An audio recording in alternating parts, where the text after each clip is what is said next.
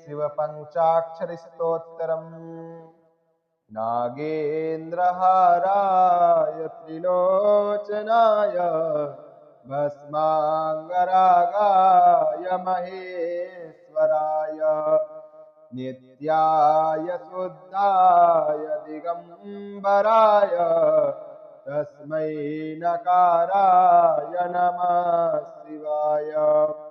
मन्दाकिनी सलिलचन्दनचर्चिताय नन्देश्वर प्रमथनाथ महेश्वराय मन्दारपुष्प बहुपुष्प सुपूजिताय तस्मै मकाराय नमः शिवाय शिवाय गौरी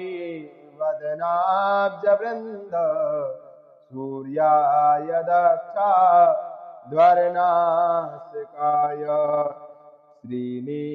श्रीनीलकण्ठाय वृषध्वजाय तस्मै शिकाराय नमः शिवाय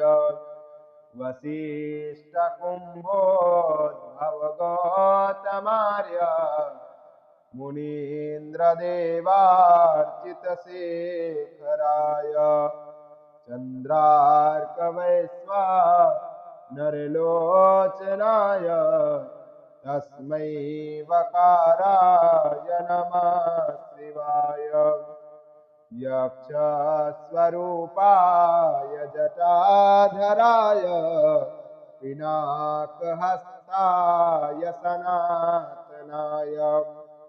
दिव्याय देवाय दिगम्बराय तस्मै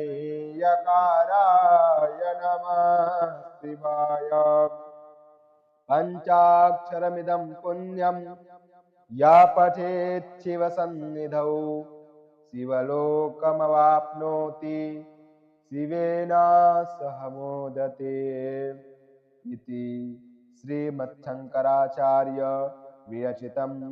श्रीशिवपञ्चाक्षरस्तोत्रं सम्पूर्णम्।